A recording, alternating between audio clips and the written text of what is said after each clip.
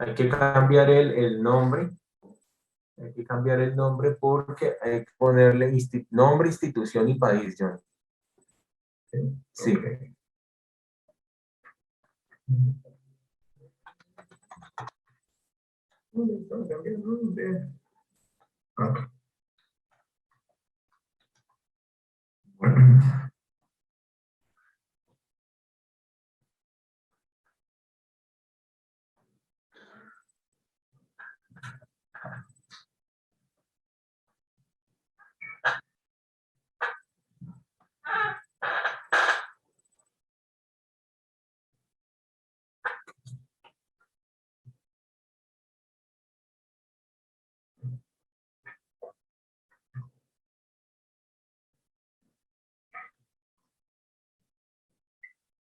Voy a buscar el cronómetro.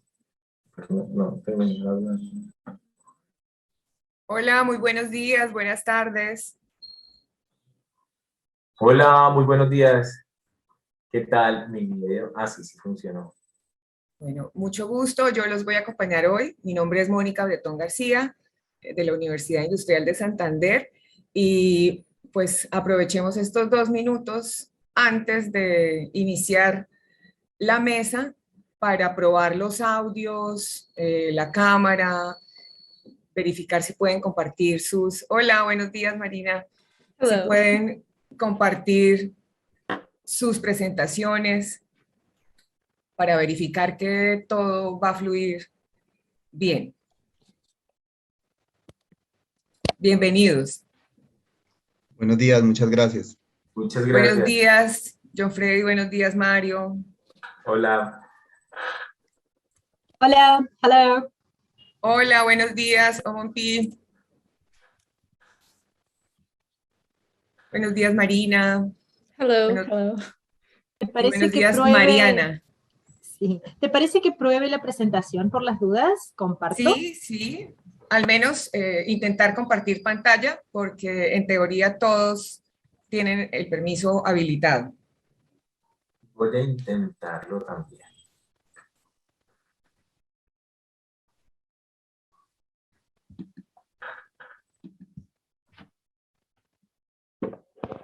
Bueno, ¿Allí Marina. se ve? Mariana, perfecto. Sí, Muy bien. perfecto. Dejo de Entonces, compartir así.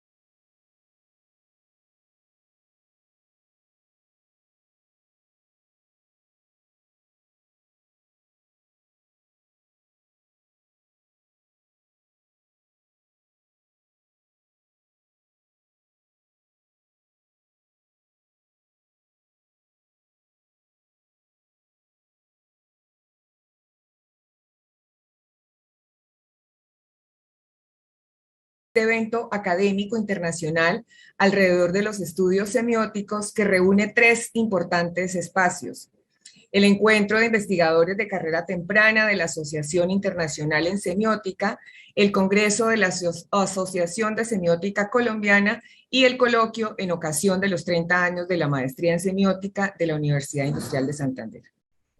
Agradecemos a las instituciones, organizaciones y personas sin las cuales no nos encontraríamos reunidos hoy, a la Asociación Internacional de Semiótica, la Federación Latinoamericana de Semiótica, la Asociación de Semiótica Colombiana, la Maestría de Semiótica y la Escuela de Idiomas de la Universidad Industrial de Santander, el doctorado en Comunicación, Lenguajes e Información de la Pontificia Universidad Javeriana y al equipo técnico Organización Campus SAS. Vamos a dar inicio a la mesa Multimodalidad y Educación. Les recuerdo a todos los ponentes que cada uno cuenta con 15 minutos para hacer su presentación y al final contaremos con otros 15 minutos para discusión y preguntas.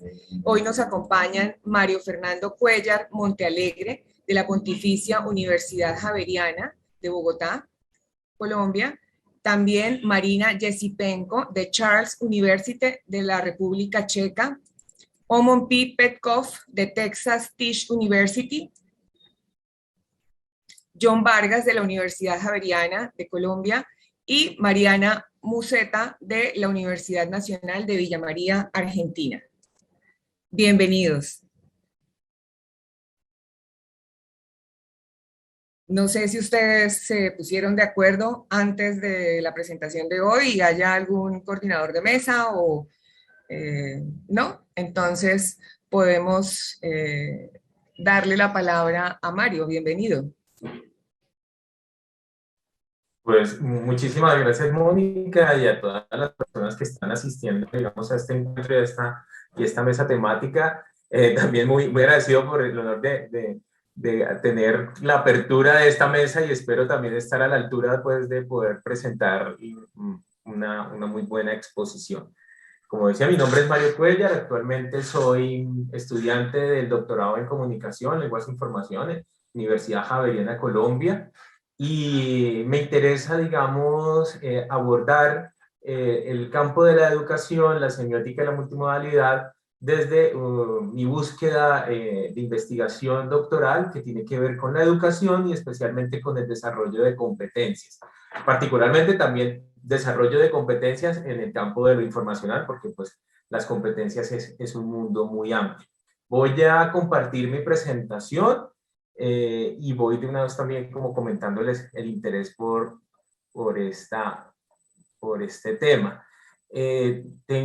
Soy profesional en ciencia de la información, bibliotecólogo, y digamos que provengo de este saber donde la formación en competencias, sobre todo la competencia informacional, es algo muy importante en nuestro quehacer y nuestro saber. Como les digo, es una búsqueda de lo que estoy haciendo, de la semiótica. Me interesa conocer la naturaleza de la competencia, del concepto, la noción de competencia, de su terminología y cómo poder ahondar muchísimo más. Y de la multimodalidad, digamos, me interesaría en un paso mucho más futuro poder tener una diferencia clara entre la didáctica y la pedagogía para poder ofrecer, digamos, el desarrollo de las competencias en distintas modalidades, ya sea la modalidad presencial, que es la modalidad tradicional, o en los distintos desarrollos de modalidades como e-learning o virtualidad, que es lo que se está, digamos, manejando, dada, digamos, también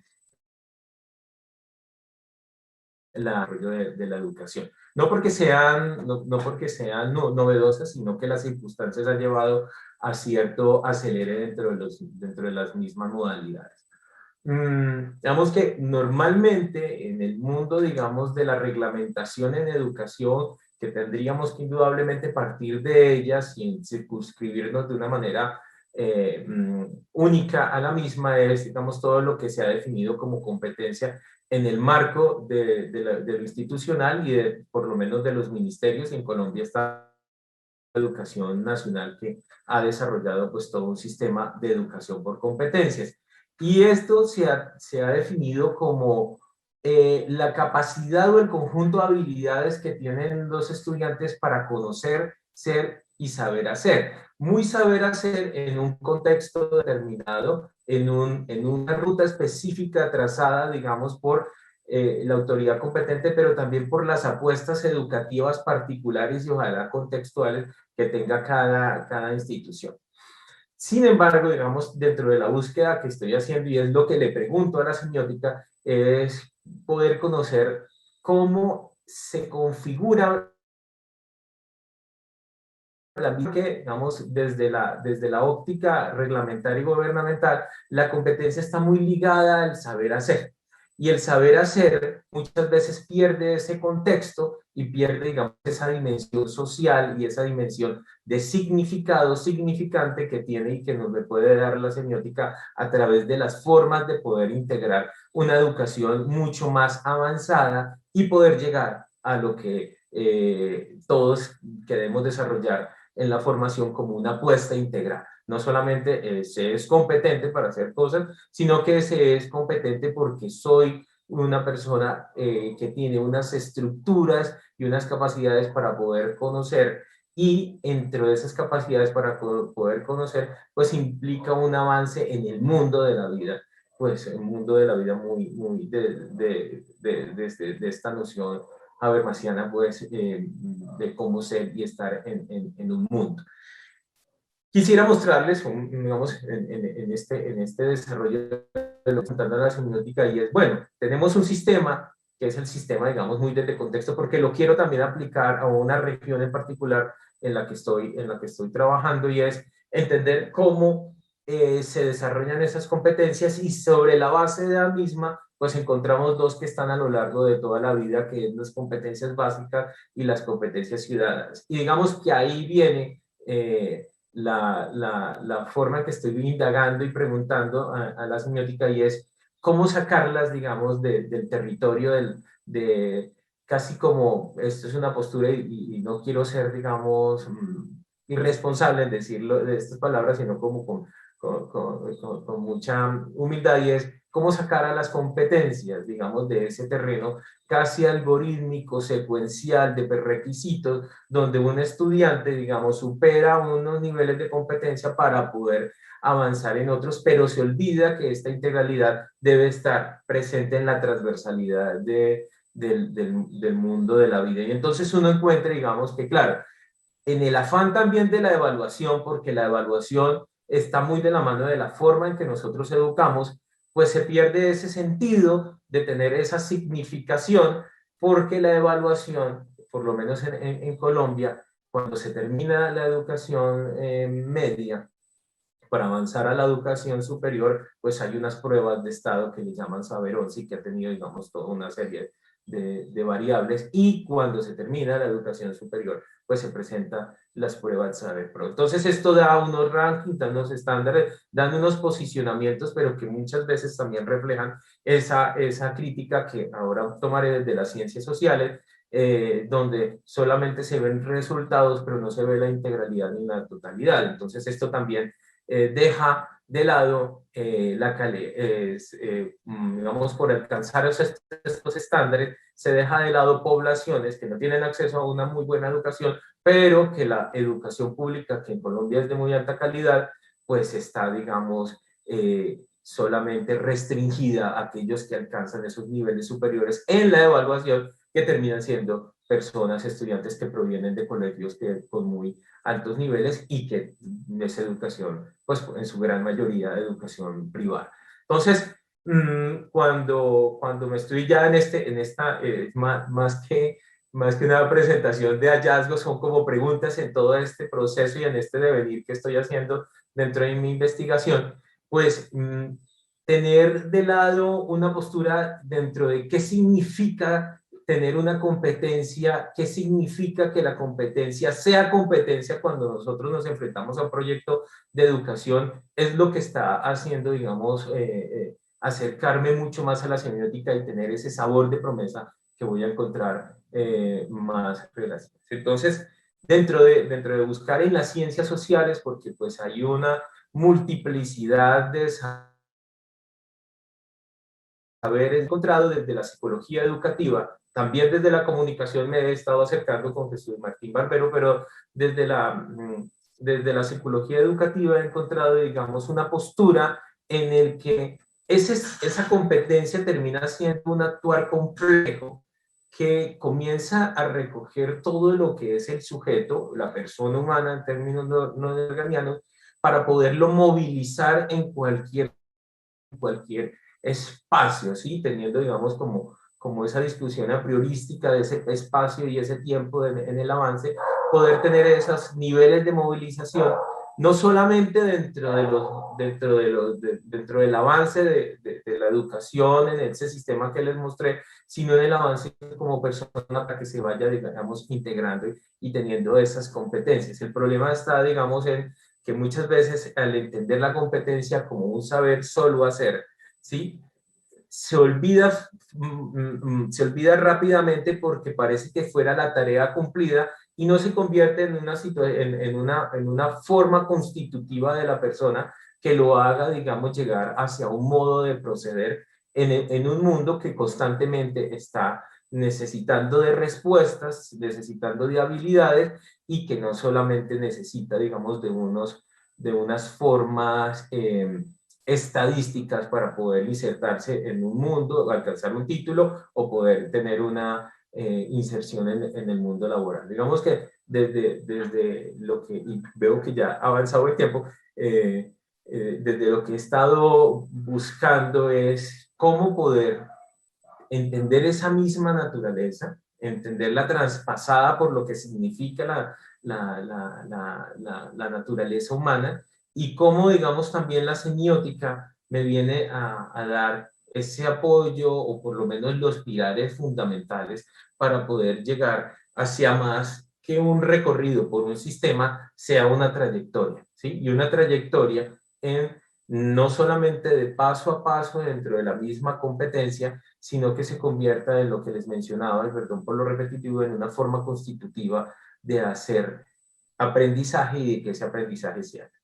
Claro, lo que intento luego con esto, y se los decía al inicio, es que la forma en que me estoy aproximando es, a la multimodalidad es poder también mirar si efectivamente las maneras de enseñanza en que una vez definida la competencia, definida no en el término, digamos, de una verdad absoluta, sino por lo menos definida de una plataforma metodológica que me permita llegar también a un saber hacer mucho más integral, pues pueda tomar también distintas rutas en lo que estoy buscando para poder saber cómo la competencia debe responder cuando la modalidad es presencial, semipresencial o cuando la población, que es una población urbana, una población rural, no solo por sus condiciones socioeconómicas, culturales y geográficas, está limitada o está, digamos, determinada por esas condiciones, sino que se deben adaptar a un campo de conocimiento. Digamos que en esta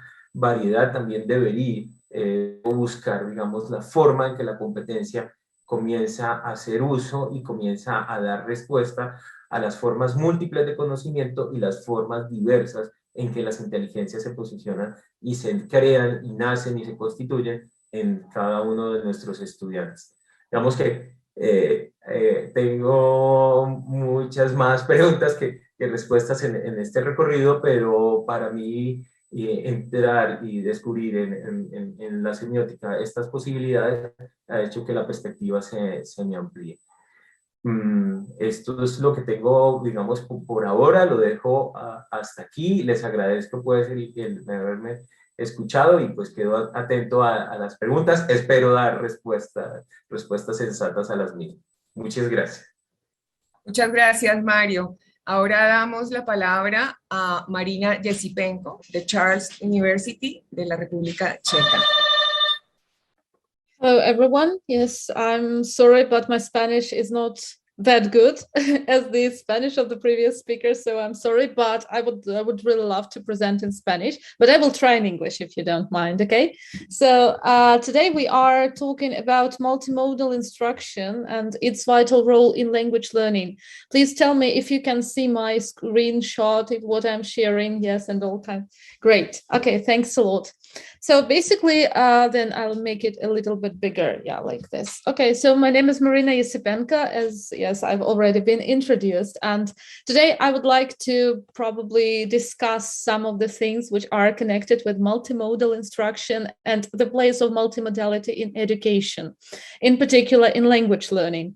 We are going to look at it because this is a kind of the interdisciplinary problem. We are going to have a look at it from various perspectives. And as long as I'm still a PhD student and I'm on my way to hopefully success, So, and I'm in the middle of my research. So I would like to share some intermediary results with you and try to find out where this golden medium lies. So first of all, we are here to define the modern literacy, what it is like. First of all, there are certain characteristics which are usually attached to modern literacy, which is global mostly, which is increasingly fluid, networked and interactive, basically multimodal, focused on mostly representations, and as long as it is focused on the representations, it is focused on learning potentials. It is about creating new genres and about appropriating and recontextualizing science. So basically, we can see that grabbing the idea of literacy is no longer feasible, is no longer possible. But this fluidity is giving us a lot of opportunities and a lot of affordances. Yes, multimodal is speaking. So the research background, basically, or what my research is based on. So I would like to focus not on social semiotic that much, because basically my research combines social semiotic and more global means for meaning making. So the global nature of communication due to the digital expansion, but which also takes into consideration the social semiotic criteria and requirements. So we will see where they are combinable, in which way, if there are any intersections, if there are any points. And if we look at it from another side, we can compare it with the top-down and bottom-up approaches, with social semiotic or MMDA, multimodal discourse analysis, being the bottom-up approach, while maybe, probably, this more global nature of meaning making could be similar or could equal to this basically top-down approach. So we can look at some cognitive semiotic assumptions, which basically are helping me in my research, and the experiential system and processes of meaning production, basically, and how meaning is structured, grasped, structured, and basically stored in human minds, the representational format of it, the internal semiosis of it, or basically the intersemiosis, because we are trying to drive away from the structuralist approach to basically something which is more fluid as our literacy.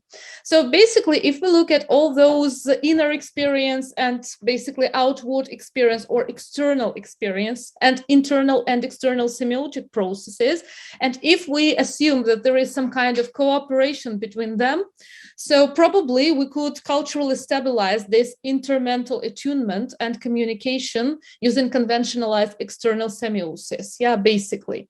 So we will see how it works. And I would like to focus on the use of inner schemas or image schemas that we could attach to the meaning, basically.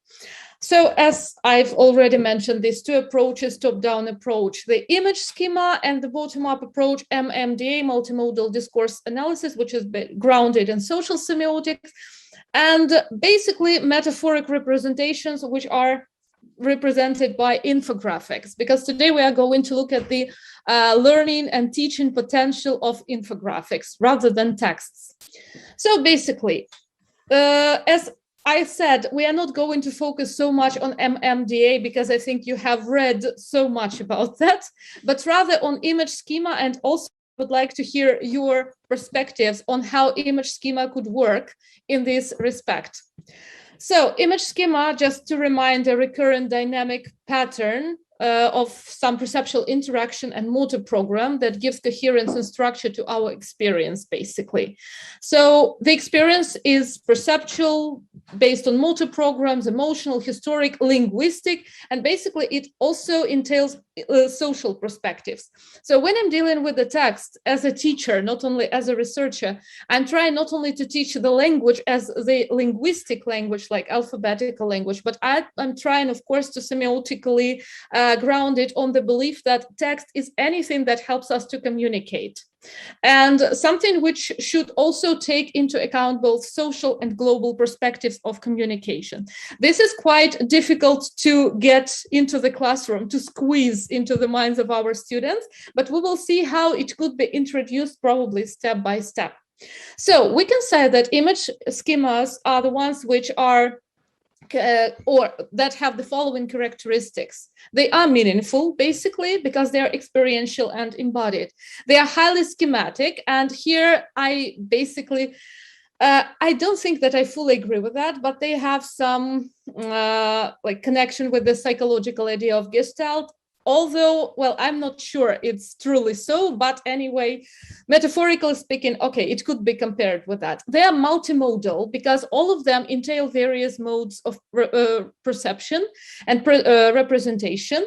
Then basically some of them, or we can also say most of them, are patterns beneath our conscious awareness. They are increasingly dynamic, and on the other hand, they are formalized. So we will see in which way we could formalize them and in which way we could change them, modify them, expand them, or squeeze them. There are different basic image schemas, like I'm sure most of you know all these kinds of things like space, containment, identity, multiplicity, merging, splitting, part, whole, count, mass, link, and so on. So there is a huge list of them. But here we are going to ask some questions which are pertinent to the idea of image schemas. First of all, how inclusive are they? What do they include? How restrictive are they? When we boil something down to image schema, are we losing the meaning? Or what is happening to the meaning? Is it possible to combine them? And one more question, which sounds a little bit structuralist, but still, can we split them in some way? So in this case, we are going to look at the image schema logic and the multimodal logic of that, where different schemas, if we can combine them, they basically do not split and they basically do not combine like in additive nature, but they somehow merge into one another. And we are going to have a look at what happens as a result. So there is merging, there is collection, and there is the one which I don't like personally, but which is structured approach to them. In this case, I would like to focus on the idea of metaphors, because this is something which coincides with image schema, yes, and I would like to focus on Lakoff-Johnson's really reputable work, yes, and based on the conceptual metaphor theory. We all remember this: time is space, emotions are forces, good is up, and so on. And the ideas of force will, multimodal metaphor, which is really important, that each metaphor is essentially multimodal. And we can focus, even if we're talking about linguistic metaphors, they still include multimodality. So basically, we will try to see where exactly we could see this potential of these metaphors in our classroom. So visual metaphors are also, just like image schema, they are basically multimodal, dynamic, interactive, and they entail intersemiosis. This way, I decided to focus on something which contains plenty of metaphors in the sense which is understandable to many people, even to the people who don't have so much abstract thinking, for example, preteens and probably teenagers who are just starting to learn all these abstract concepts. And I decided to focus on the infographics, because this is one of the ways to tackle the extensive flow of data, and which basically provides graphic solutions to some really complex and irregular pieces of data which we get from in our everyday life. So basically, metaphors enable infographics to facilitate this public appeal through attractiveness, because basically they attract and they grab our attention, better comprehension, as I said, squeezing it to something meaningful, and retention. So they are memorable in other case. For example, this is one of the examples how I decided to combine all these theories together. And this comes from COVID times, yes, and hopefully they are past, but still, this is the so-called source path goal plus blockage plus containment image schema. So basically we can see that the source path goal is about the movement of the lady with her daughter. The blockage is the fence, and the containment is basically the fence again, which is trying to contain, to keep the woman with her daughter safe from the image of coronavirus. So basically, this is one of the things which we read instinctively and subconsciously. But on the other hand, should we take it for granted? This is my question. And is it teachable in the classroom? So these are the things I'm working on at the moment.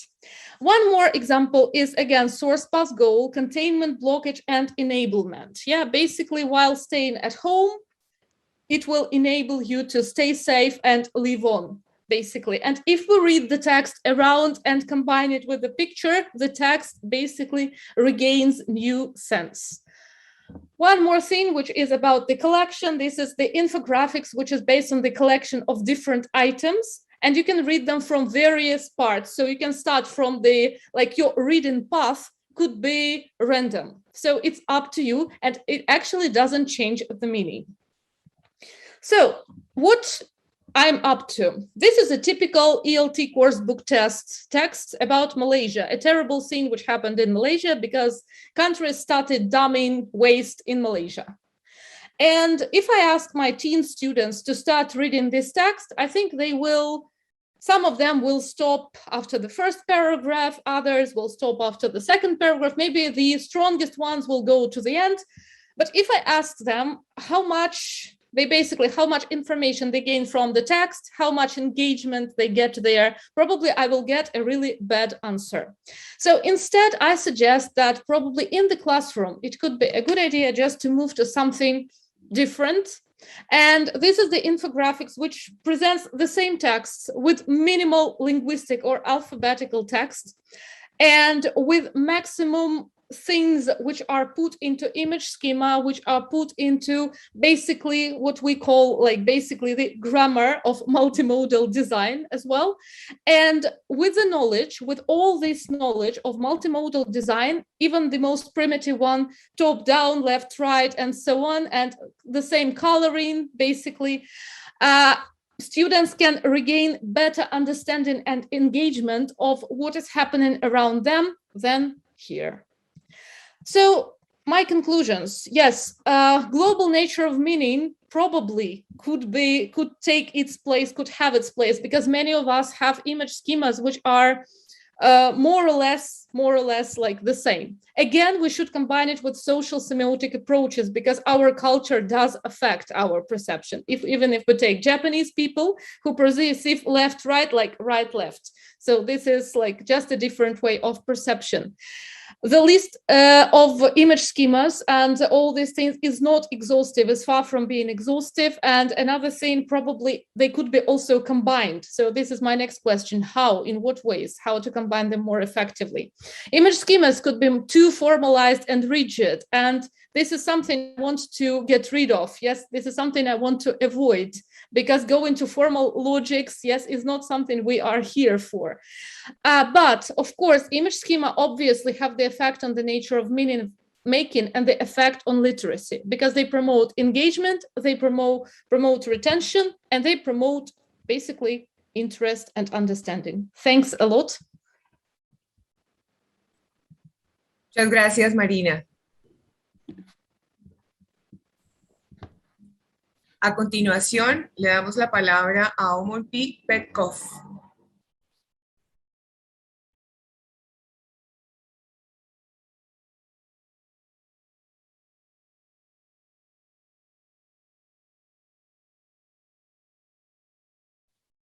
Hi, everyone. Can you see my screen? Yes. Yes, perfect. And I am not a Zoom guru, so I apologize already. Let's see. There it is. Okay. So my name's O.W. Petkov. I'm sorry. My name's O.W. Petkov, and I am a scholar here in Arlington, Texas. For some reason, it's not going to my first slide. I don't know why. Oh, because I hit it. I'm sorry, you all. Okay. There it is. Let's start over. Okay, there it is. Okay, hi. My name's O.W. Petkov, and I am a PhD student here in Arlington, Texas. I am attending Texas Tech University online, and I'm a third-year PhD student in the Technical Communication Rhetoric program. I'm also a tenure track faculty member at Tarrant County College in Arlington. I teach developmental reading and writing.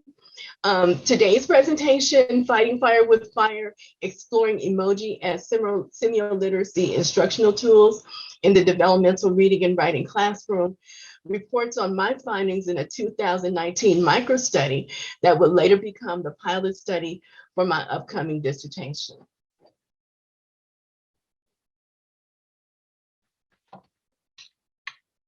So early in my career as a Dev Ed teacher, I became dismayed with students almost zombie-like texting. We as teachers were in a dystopia, and it was like they were zombies and they walked among us. Can't get it to go. Oh. Truthfully though, the students weren't the only zombies. We were writing Dev Ed teachers, and we were often walking around in a daze ourselves, trying to wrap our brains around, or what was left of them, around all of the Dev Ed writing legislation that the Texas community colleges had to live up to at that particular point. Our classrooms consisted of students who, for various reasons, could not read or write well enough to succeed in college. They didn't have literacy skills, but they all had cell phones, and they weren't afraid to use them, and especially during class time. So even more mind-numbing, the Texas Higher Education Coordinating Board expected the Dev Ed teachers to boost these students' skills from, say, 3rd grade to 9th grade, and sometimes within an 8-week period. I might add that while that was 6 years ago now, the madness continues. Borrowing from an old game show that was popular here in the US, the state now expects us to name that tune, with only one Dev Ed class to prepare students. This course is taken concurrently with the first-year writing course or a credit course.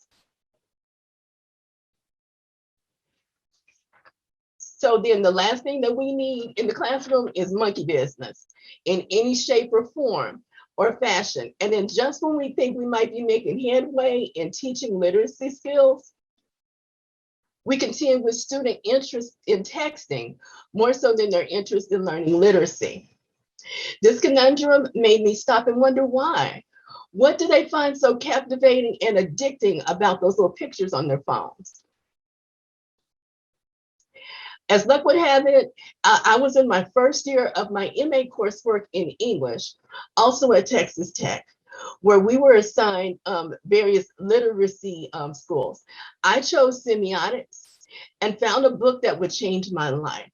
Dr. Marcel Denazy's The Semiotics of Emoji gave me great insight as to what emoji are and their linguistic attributes. Dr. Denazy, who I've since come to know and who is now my semiotic specialist on my dissertation committee, discusses emoji as follows. He talks about how in 2015, the face of tears with joy emoji became the Oxford Dictionary Word of the Year. He says that emoji are a pictographic language, that they have prosody and semantics. They also serve emotive emphatic functions. And the big point that he made that stuck with me was that emoji are semiotics that serve as representative for words, phrases, or emotions they replace. So then I began to think, well, maybe I can use these emojis since my students are so interested in them. Maybe I can use them to teach literacy. And I began to research at that point, what do adult literacy learners need? In terms of a tool, they need tools that are andragogically appropriate because they are adults. You don't want to be giving them teaching tools that are demeaning to them in any way. They also need tools that are accessible and relatable. They need to be discursive because they have to be able to write with them. They also have to be recursive because they have to be able to read them. They have to be written in the student's own language.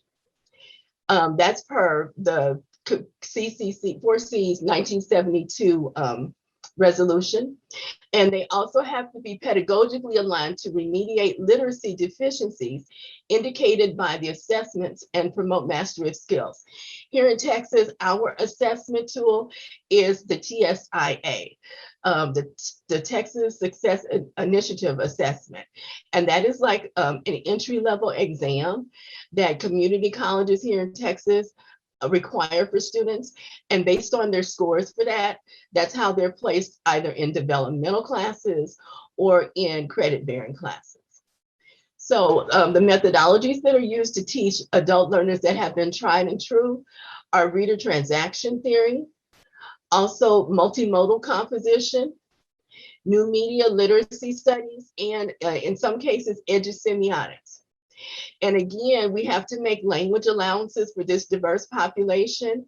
Some of my students are not English is not their first language.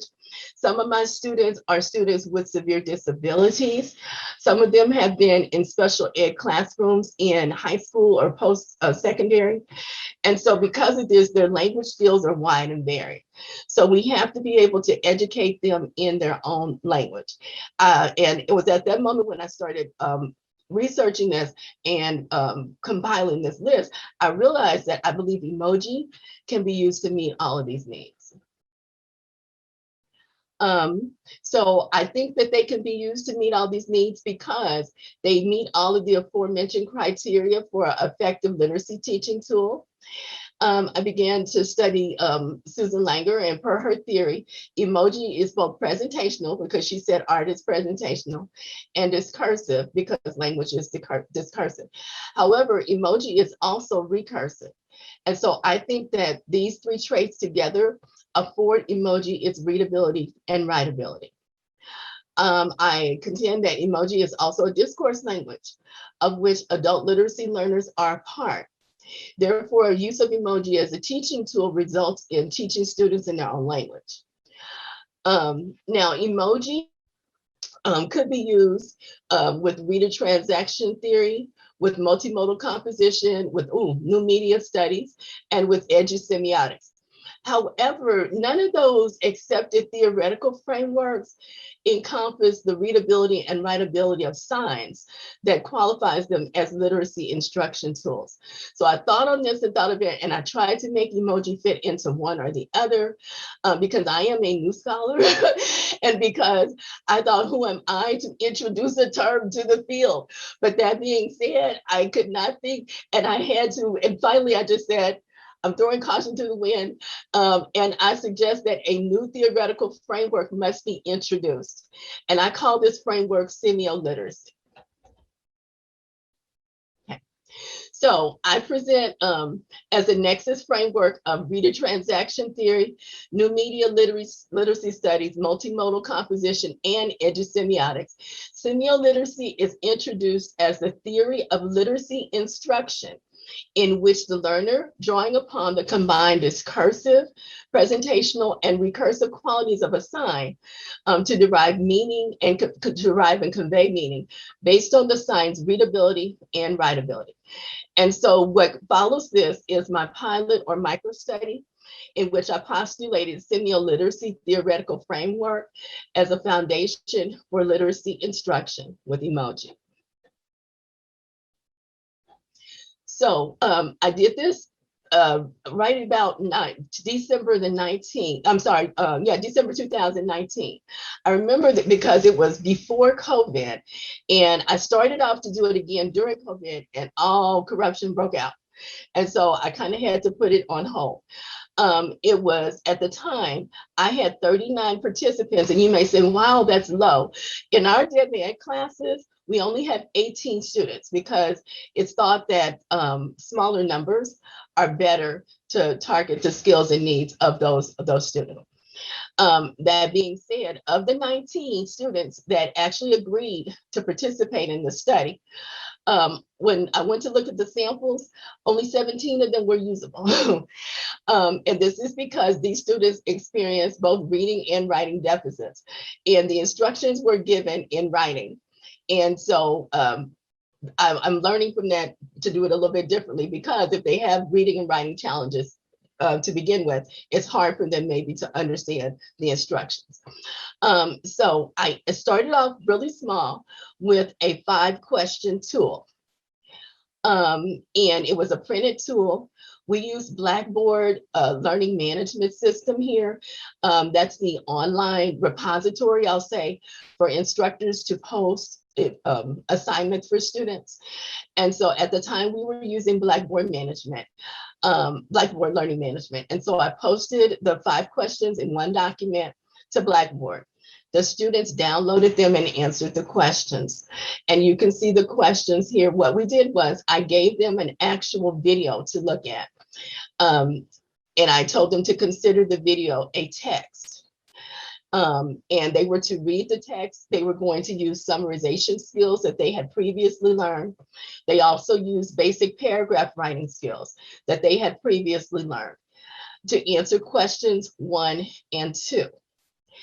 On question 3, I told them to pretend that you're telling a friend about this video. And you're going to send that friend a text. You're going to summarize it, try to get as much information in this text as you got in question 2 when you wrote an actual paragraph. And then in questions 4 and 5, I asked them for question 4, which one was easier to use and why? Was it the text or was it the traditional writing? In question 5, I asked them which one could you get more information in? And they answered as well. And the next few slides show some of the results. So in question 2, when they actually summarized the video, these were some of the most common words that we saw. If you have not seen the video, John McWhorter is talking about texting and how people say that it's ruining language as we know it, but not really. He concludes that it's not really. And so based on their responses, I went back and I compiled this Wordle, and they were pretty accurate in their traditional writing paragraphs as to what the main idea of the video was. These are some examples of question 3 responses where they were asked to create a text based on the video or more or less the summary of the video. And again, I had lots of examples, but I could only use 17 of them because some of them went off on tangents talking about their cars and their dogs. And so in hindsight, you know, I'm learning that I'm going to have to kind of tighten those questions up. And so, but of the usable ones, these were 2, okay? And then I went back and counted the different emoji that were used in the question 3 responses. And this just kind of gave me a graph of the ones that were used the most often. So for the pilot study, what I did find was that, and I really didn't expect to find that students would do as well with the emoji as they did with the traditional writing. Because I wanted to have that, aha, this is why you need to focus on your traditional writing, because this emoji business is not getting you anyway. But it didn't work that way. It was probably about 50-50, and most of the students did, I mean, some of the students did just as well with the emoji as they did with the traditional writing. My pilot study was very short. For my dissertation, I'm expanding the tool because it occurs to me that I do not have, I don't have enough information to determine how discursive they are, how recursive they are. I want to look at Jacobson's language functions more in-depthly to see which emoji they're using to represent those before I make a true finding.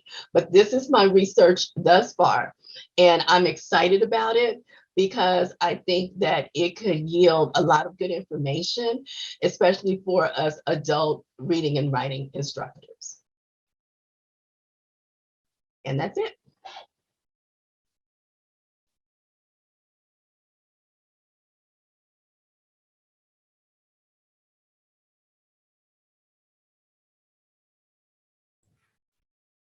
Thank you, Omopi.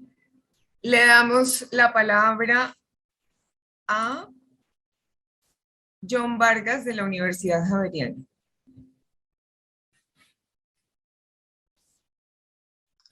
Hola, hola, buenos días y buenas tardes, dependiendo de donde estén.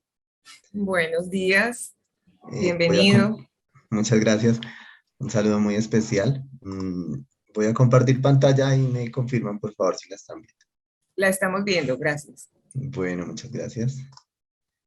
Bueno, mi nombre es John Freddy Vargas, yo soy estudiante del doctorado en Comunicación, Lenguajes e Información de la Pontificia Universidad Javeriana. Y en esta oportunidad vengo a presentar una problematización y una apuesta por la investigación desde la edusemiótica y la multimodalidad. Entonces es como lo que vengo a presentar relacionado con los procesos de escritura en la escuela. Cómo se puede pensar o asumir un proceso de investigación de los procesos de escritura en la escuela desde un enfoque edusemiótico y que se apoye en lo multimodal. Eso es lo que yo quiero presentar. Traigo aquí, como estamos en el año de Paulo Freire, traigo aquí una cita que me permito leer y a propósito del tema al cual yo quiero presentar, y es la educación como práctica de la libertad, al contrario de aquella que es práctica de la dominación, implica la negación del hombre abstracto, aislado, suelto, desligado del mundo, así como la negación del mundo como una realidad ausente de los hombres. Y con esa cita inicio mi presentación. Entonces, antes quiero conceptualizar o conceptualizar cómo entendemos la edusemiótica, cómo la edusemiótica entraría en un proceso de investigación sobre procesos de escritura. Entonces, la edusemiótica como aquella rama de la filosofía aplicada que se encarga de estudiar los signos en la escuela, el proceso de significación y los signos en la escuela. Eso tomado del texto de Sergio Alejandro Rodríguez, Metodologías Edusemióticas. Entonces, cómo asumir desde la edusemiótica esos signos que configuran y constituyen la escuela. Luego, para hacer como esa relación, quiero partir del concepto de multimodalidad, el cual evoca múltiples plataformas y sitios colaborativos donde se incluyen diferentes materiales que inclusive a veces se dejan de lado para correlacionarlo con un estudio o una investigación edusemiótico de los procesos de escritura en la escuela que incluya diferentes materiales y diferentes objetos. Aquí tomo pues esa cita de Collins, Durrington y Gill. Entonces, una vez aclarado como esos conceptos base, en la escuela ha predominado un paradigma de educación bancaria, una bancarización de la educación y del aprendizaje, donde el estudiante se concibe como tabula rasa al cual se le agregan y se le adicionan muchos conocimientos. O sea, como que no hay una mediación crítica en los procesos precisamente de mediación entre docente y estudiante, pero también entre sociedad y escuela. Y hay como una mega bancarización de las prácticas educativas. Entonces, partiendo de lo que enunciaba anteriormente, me permito traer a colación una manera de explorar otros sentidos, otros significados de estudiar e investigar en la escuela que tengan que ver con la edusemiótica y la multimodalidad, que permita abrir otros sentidos u otro sentido de la escuela que se acerque más hacia la liberación y la emancipación precisamente de los procesos que se dan al interior de la escuela, como los procesos que se puedan vincular con la escuela y la sociedad en su dimensión política de concepción o ideal de ciudadanos, precisamente desde las prácticas de escritura. Y es algo que iré a problematizar más adelante. También pregunto acá en esta mesa si es la edusemiótica y la multimodalidad una apuesta por permitir otro tipo de prácticas liberadoras en la escuela. ¿Cómo se puede conectar la edusemiótica y la multimodalidad con unas prácticas liberadoras de la escuela? Y aquí entonces parto de una lectura que hago de Ina Semesky en su texto de edusemiótica, donde cómo se asume el aprendizaje, cómo se problematiza el aprendizaje desde la edusemiótica y la multimodalidad, cómo se puede asumir, entendiendo que es un aprendizaje que parte de la experiencia, es un aprendizaje que parte de los sujetos, de los procesos de subjetivación, Y en esta escuela ya no se comprendería a la escuela o se asumiría a la escuela como un espacio cerrado, sino un espacio abierto al mundo social y natural más amplio, que conecta precisamente desde la semiótica con los sentidos y los significados del mundo de la vida cotidiana. Entonces, una entrada a la concepción de aprendizaje o de aprendizajes que se da en la escuela desde la semiótica y la multimodalidad nos permite acercarnos a otros modos de entender y de comprender la vida escolar, que nos permite desdibujar o borrar un poco esa separación entre la escuela cerrada, aislada, precisamente lo que viene a presentar la cita de Paulo Freire, sino más bien una reconexión crítica con la sociedad. Y eso anclado, parapetados en la eusemiótica y la multimodalidad. También hay otra pregunta que me surge en esta experiencia que estoy presentando, y es ¿qué evoca investigar desde la eusemiótica y la multimodalidad? ¿Qué nos evoca? ¿Qué nos provoca? Y nos evoca que hay una heterogeneidad de la investigación antropológica, y hay un llamado a la antropología y a la etnografía crítica de la manera en cómo se da como esas interacciones en el aula, y empezar a vincular cosas que aparentemente están como desaisladas y despolitizadas, y se puede hacer una lectura sísmica diferenciada para reconectarnos y comprender a un sujeto que no está aislado, sino es un sujeto que está inmerso en unos procesos de subjetivación y de objetivación también desde esa educación bancaria, para generar una ruptura, para generar un deslinde precisamente de eso y configurar otros modos y otras prácticas ontológicas de los estudiantes. Entonces, en esa medida evoca esa heterogeneidad, también evoca investigar desde múltiples plataformas como análogas y digitales, la inclusión de materiales como de otras escenarios como el cine, la fotografía, el diálogo, las redes sociales, entender la kinesis es fundamental, el cuerpo, y ahorita que venimos de un proceso de pandemia, de encierro, de confinamiento, volver al aula de clases, cómo el cuerpo como significado, como signo, permite otras interacciones, y el tapabocas también, el cubrebocas, nos determina en los procesos de mediación en la escuela. Y también ir recabando otras formas de entender la práctica educativa. Y eso nos lleva a incluir o investigar desde objetos y materiales que configuran la escuela como los que se producen allí. Hacer como ese estudio comparativo entre los objetos que llegan a la escuela y los objetos que se producen allí, como esa pugna entre lo global y lo local. Que ahí es interesantísimo la mirada desde la eusemiótica y la multimodalidad, porque la eusemiótica y la multimodalidad nos permite generar como esas relaciones, esa red de relaciones entre lo local y lo global. Específicamente en este caso, para la experiencia que yo quiero presentar en procesos de escritura. Y es así que entendemos se puede entender la multimodalidad eusemiótica de la escritura con una triada, ¿sí? Desde una triada. Propongo una triada para comprender esos procesos de escritura, donde por un lado, donde se conecta, por un lado, la escritura escolar, cómo se asumen esos libros y materiales de escritura, y también interrogar cuáles son las concepciones que se generan a partir de esa escritura escolar en la escuela, esa escritura escolar multimodal y eusemiótica, para interrogar si es procesos de copiado, de transcripción o de creación, o si son multiniveles. Entonces, como que quiero como presentar esa apuesta de investigación anclado precisamente a esa triada de comprensión eusemiótica de la escritura, o de investigación eusemiótica de la escritura.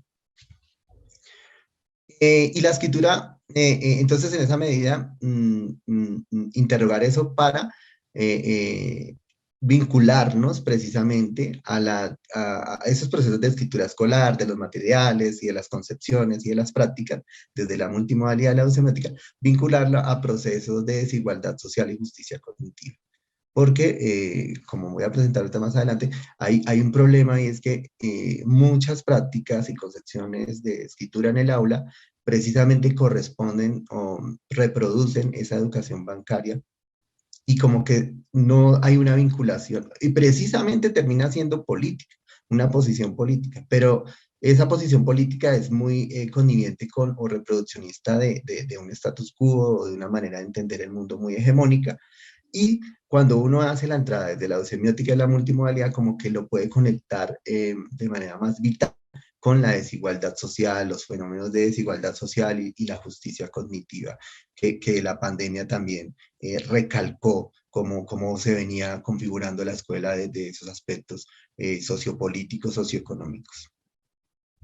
Generalmente, cuando se estudia, se investiga los procesos de escritura en el aula, se hace desde varios enfoques. Aquí traigo a colación 4 enfoques, 4 formas en las que se ha asumido como los procesos de investigación o se ha entendido los procesos de escritura en el aula. Y uno es el que tiene que ver con el primero, que es el de adquisición de habilidades, que es el modelo autónomo de alfabetización de Gregorio Hernández, de un texto de Gregorio Hernández, en donde el sesgo meramente cognitivo y psicológico del asunto de la escritura, ¿sí? Donde se parte de la premisa que hay un déficit lingüístico y cognitivo y ese déficit lo viene a llenar la escuela. Entonces, en esa medida se vincula mucho con el planteamiento de la educación bancaria a procesos de escritura. Luego, la escritura como un proceso, como que se quiere deslindar un poco, pero seguimos cayendo en el déficit. ¿Sí? En el déficit y la escritura como un proceso empieza a caminar hacia otros escenarios donde llegamos como al modelo de las etapas. Ese de proceso y etapas están como muy relacionadas, el de Flower y Casani. ¿Sí? Podemos hacer una conexión ahí. Y el que me interesa a mí estudiar y proponer y que está muy ligado con la educemiótica en la multimodalidad, la escritura como práctica social. Hay una investigadora mexicana, Judith Kalman, que ha hecho unos ejercicios muy interesantes de etnografía de la escritura en México, y ahí tiene un texto que se llama Saber lo que es la letra, y ella parte precisamente de esos procesos etnográficos multimodales, donde la escritura está inmersa en las interacciones sociales de los sujetos. O sea, la escritura no está ni deslindada de la escuela, ni deslindada de la sociedad, sino que precisamente hace parte. Y hace parte de las interacciones de los sujetos en la medida en que hay unas negociaciones entre la literacidad local y la literacidad global y hegemónica.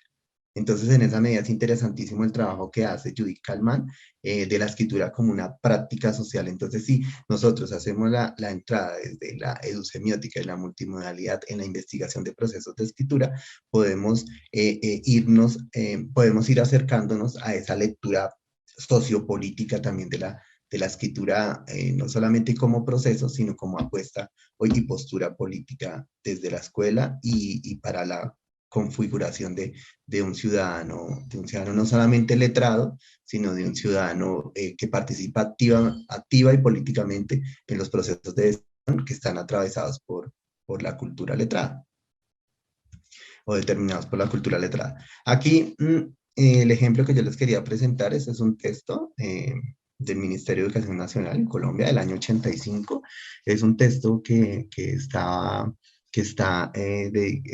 específicamente está dedicado para adultos, para la escuela, alfabetización de adultos, y me llama la atención porque aquí, digamos como que hay unas técnicas, se asume a la escritura como una técnica, ¿sí? La escritura como una técnica, y en ese texto yo encontré estas imágenes, que también me llamaron muchísimo la atención, donde se ve por un lado, o sea, que en la imagen predomina como una concepción de lo que es la escritura, pero también abajo aparece el fundamento o el énfasis de esa concepción de escritura, que es como la escritura técnica. ¿Sí? Es como una escritura muy técnica, es una escritura muy gráfica en el sentido de la línea y los trazos, la grafía, pero no hay un proceso como de vinculación más allá de la copia o la transcripción hacia la creación. Inclusive ahí en las imágenes nosotros podemos ver que se vincula mucho con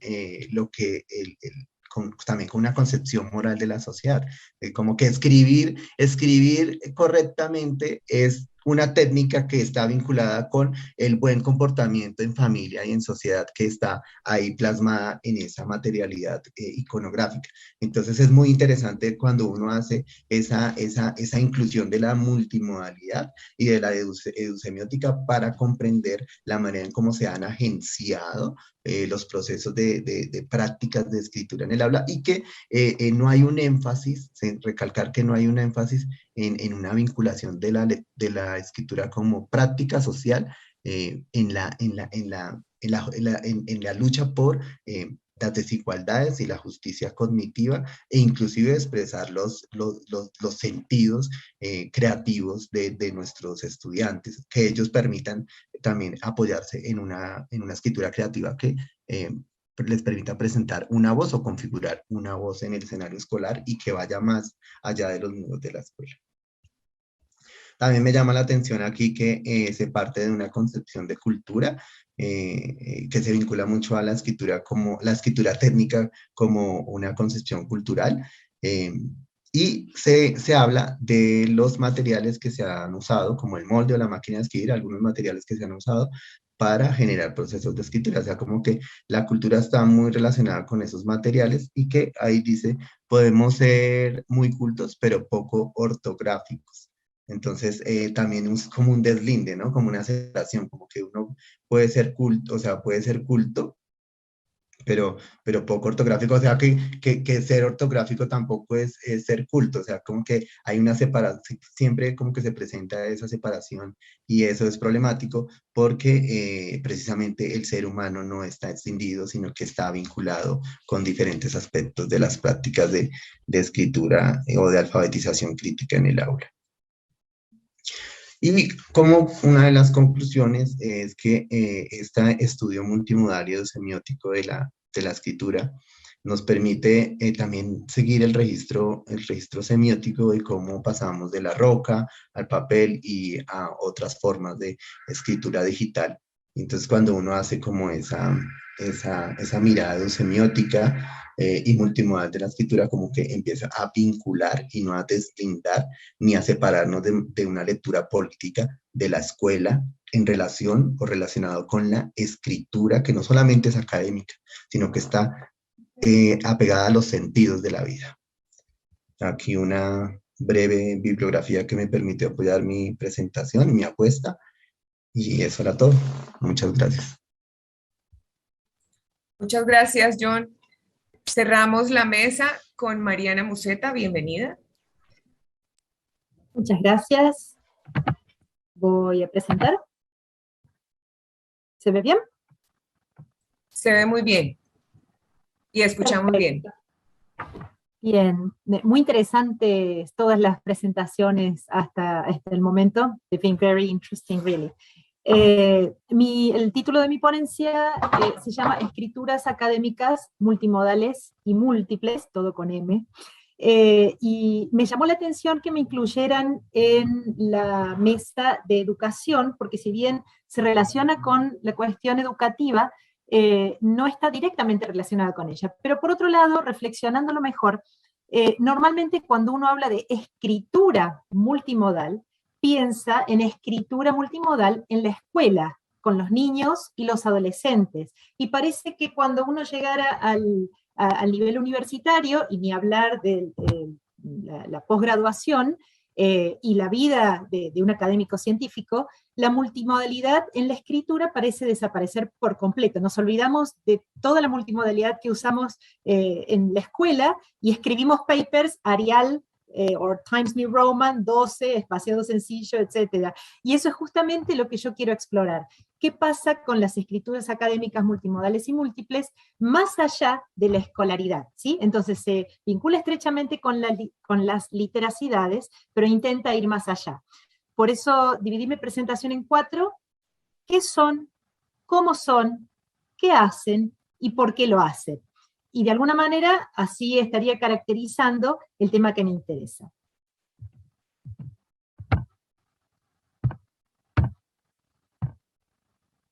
Comenzamos con la primera pregunta, ¿qué son? Por empezar, ¿son esas prácticas escriturales en la academia Cuando digo la academia me refiero a ámbitos universitarios, de graduación y posgraduación, ¿sí?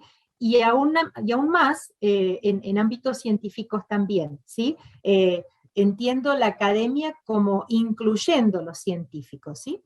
De aparición reciente de estos últimos años, podría decirse de las últimas 2 décadas. Y por otra parte, que son transversales a las distintas disciplinas. No es solamente, no han aparecido solamente en las artes o en educación, sino también en arquitectura, en diseño, en ciencias, en historia y en varias disciplinas más.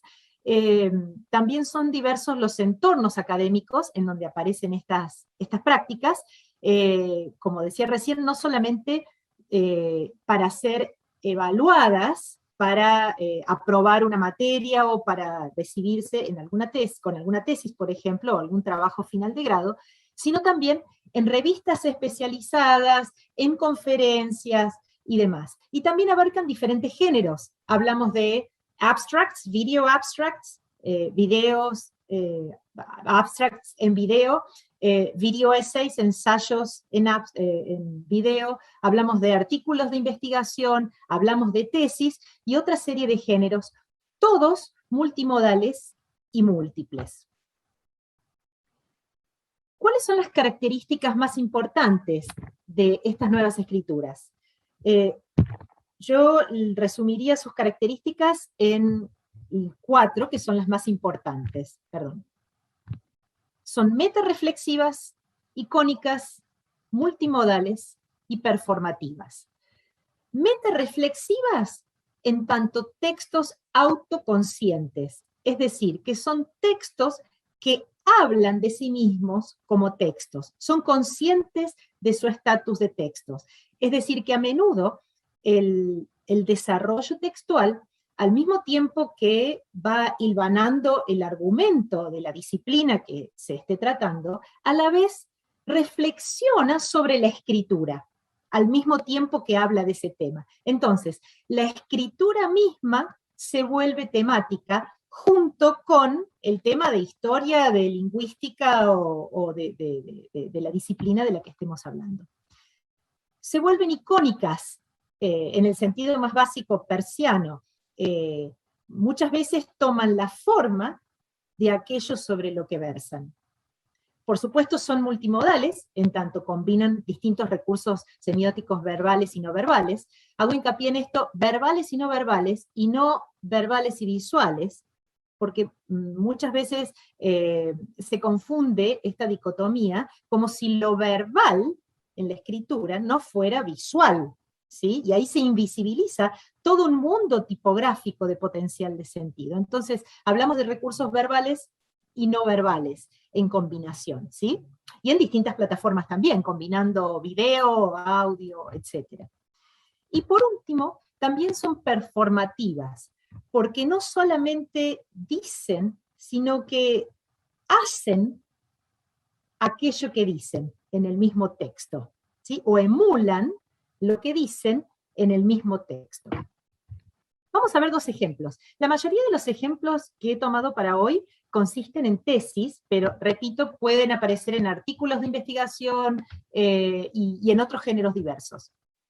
En este caso, por ejemplo, es una tesis de arquitectura que se llama Indigenous Architecture Through Indigenous Knowledge, de Stewart, del 2015, de Canadá. Y fíjense cómo aparece el texto en la tesis. Aún sin entender el inglés, uno se da cuenta que hay algún problema allí. El problema es la puntuación. No hay puntuación, hay espacios de más. Pero todo esto no es un error, como dice acá, que está marcadito en rosa. The Behavioral Ethics Boards at the University of British Columbia suggested that I hire an editor, as it appeared that I did not know the English language.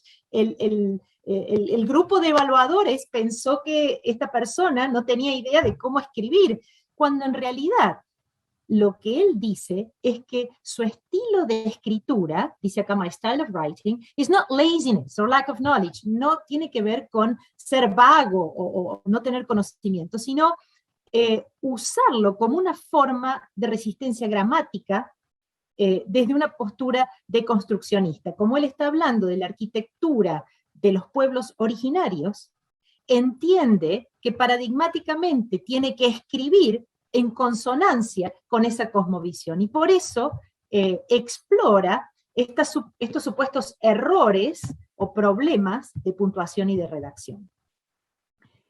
Esta es una tesis de arte de Parker que se llama Art Teaching Process, an Illustrated Exploration of Art Education and What Matters. Sería en castellano algo así como docente de arte en proceso, una exploración ilustrada de arte, educación y lo que interesa. Y cuando uno abre la tesis, abre en el sentido figurado, abre el PDF, se encuentra con cosas como esta, por ejemplo, y a la hora de hablar de presentar sus metodologías, dice, I am working from a palette of methodologies. Y las metodologías aparecen con distintos colores. Tenemos los distintos enfoques utilizados, ¿sí? De Living Inquiry, Teacher Inquiry, Comic Studies, Arts-Based Research, como algunos casos, por ejemplo, investigación basada en las artes, estudios de cómic, investigación basada en la vida, etcétera, etcétera, ¿sí? Entonces, la presentación es definitivamente multimodal, y no estamos hablando de un niño o una niña de primaria o un adolescente en la secundaria, estamos hablando de una tesis doctoral aquí. ¿Qué hacen estas escrituras? Básicamente, subvierten, obviamente de manera estratégica, como en la tesis de arquitectura, las convenciones genéricas hegemónicas, ¿sí? Lo hacen con un propósito. Apelan al desarrollo textual no lineal, además del lineal, sobre todo cuando incluyen imagen. Problematizan la noción de academicidad como rasgo textual naturalizado. En la academia se ha naturalizado que ciertos textos son académicos y ciertos textos no lo son.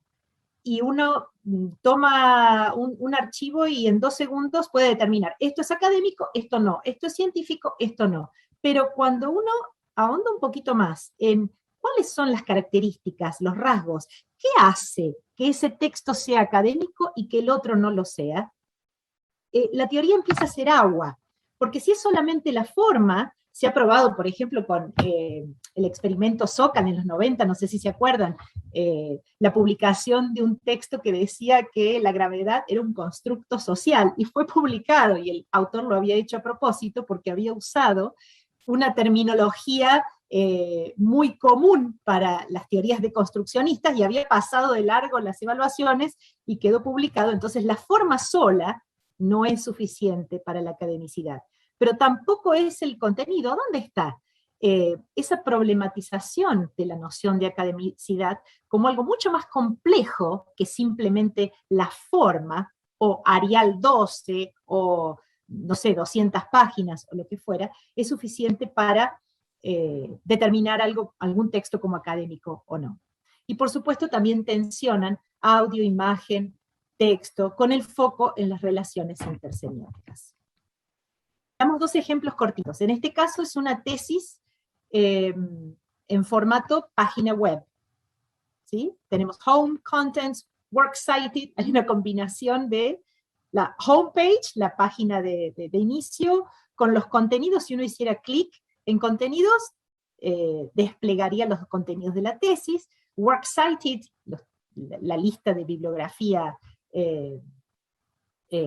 esperada, pero a su vez, esta es una captura de pantalla, pero si uno va a esta tesis en línea y apoya el cursor sobre la cara de Deleuze, que es una de las figuras más citadas en esta tesis, van a aparecer distintos pop-ups, distintas ventanas que llevan a distintas partes de la tesis, por supuesto, muy visual, muy gráfica, y que rompe con la estructura tradicional de la tesis. En este caso se llama Risk Comics, Rhetoric, Technology and New Media Composition, es la tesis de Helms. Risk Comics, por la teoría de rizoma de Deleuze, retórica, tecnología y composición de los nuevos medios.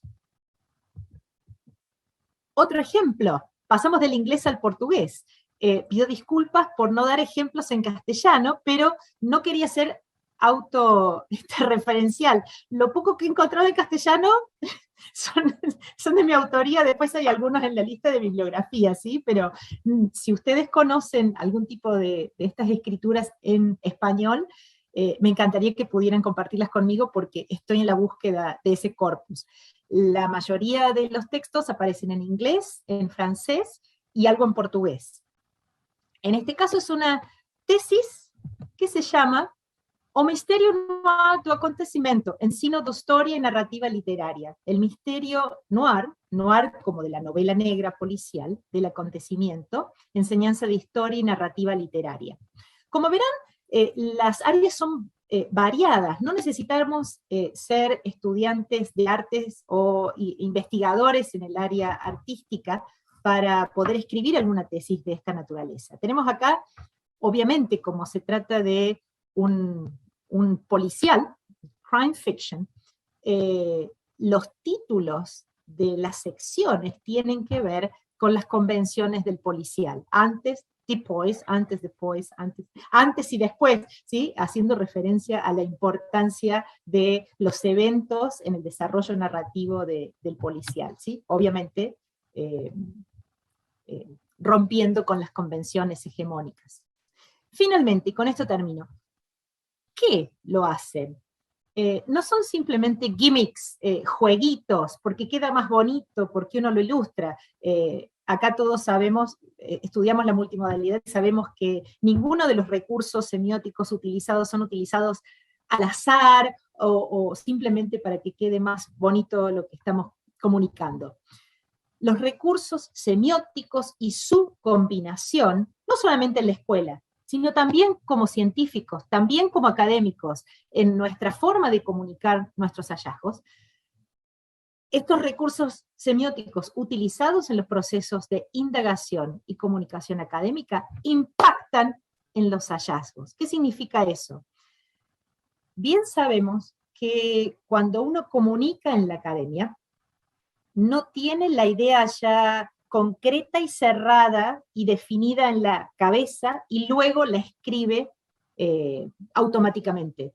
El proceso de escritura es fuertemente epistémico y heurístico y puede llevarnos a distintos derroteros dependiendo de los recursos que usamos. Voy al último ejemplo. En este caso sí es un ejemplo de un recurso que armamos para un seminario de investigación en arte que dimos con otra colega. Teníamos que presentar teorías bastante pesadas y aburridas de investigación en arte, de metodología de investigación en arte, y a mí se me ocurrió, por ejemplo, presentarla en forma de prospecto médico, ¿sí? Gray and Malins, es el nombre de los dos autores de este libro, del 2004. Investigol, obviamente no es el nombre del libro, ¿sí?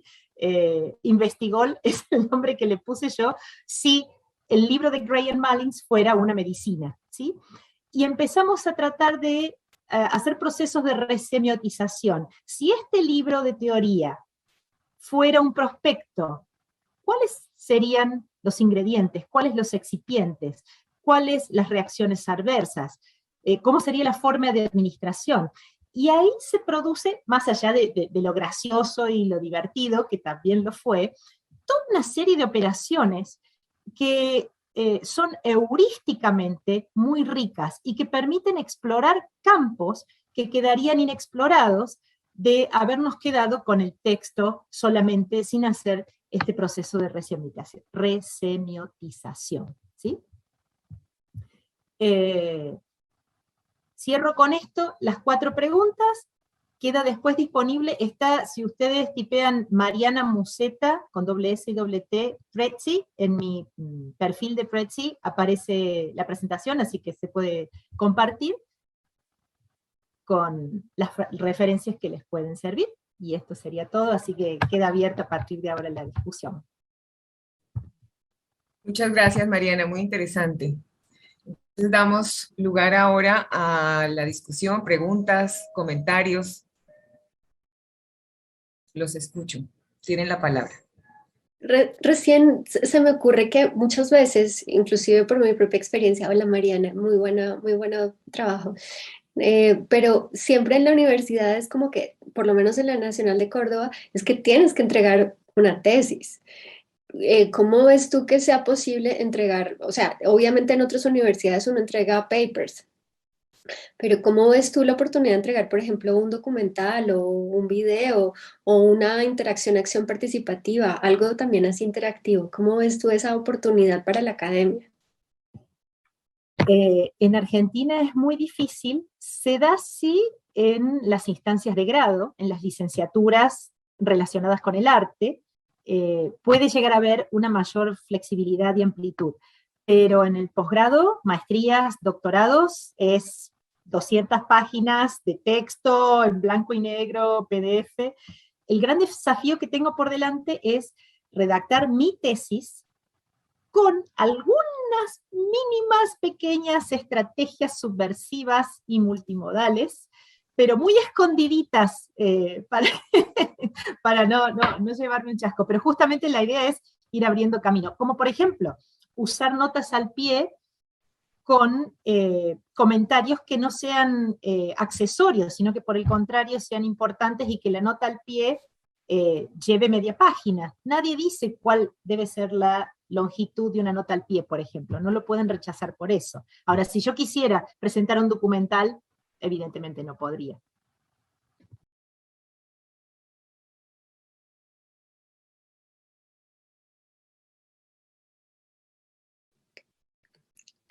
Sigo aportando. En el modelo de CONICET sí es un poquito cerrado, pero en el modelo de MinCiencias, que es el modelo actual de medición, incluye muchísimos productos multimodales para que los observes posteriores. Pero tienen, pues obviamente los libros que son reconocidos por todo el mundo, obviamente tienen mucho puntaje, pero en el actual modelo de medición tiene mucho, mucho en cuenta los videos, las interacciones, las acciones participativas. Entonces, pues como para... Buenísimo saberlo, Sí. buenísimo. De hecho, va a salir publicado un libro con un colega que a lo mejor seguramente vos conocés ahí de Medellín, Colombia, ahí, ¿cómo se llama? Jorge Urueña. Sí, sí. Sí, va a salir una colección de artículos en un libro, y el artículo mío es multimodal, así que lo hemos logrado. Pero es muy buen dato, buenísimo. Después si pudiera pasarme algún link de alguna base de datos o Ya mismo repositorio, te lo sería paso. genial. Ya mismo Perfecto. te lo paso, Mariana.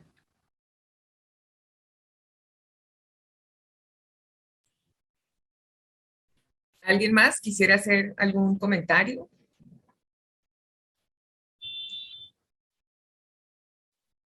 Bueno, por lo pronto yo los invito a quedarse, si es de su interés, a la siguiente mesa, el signo invisible, o si consultan la programación podrían pasar a la sala 2 o a la sala 1, que el Congreso sigue abierto. Muchas gracias a todos por su participación. Muy interesantes sus propuestas. Muchas gracias. Vale, muchas gracias. Feliz tarde. Gracias. Un abrazo fraterno para todas y para todos. Adiós. Thank you so much. Gracias. Gracias and thank you. Goodbye. Goodbye. Thank you.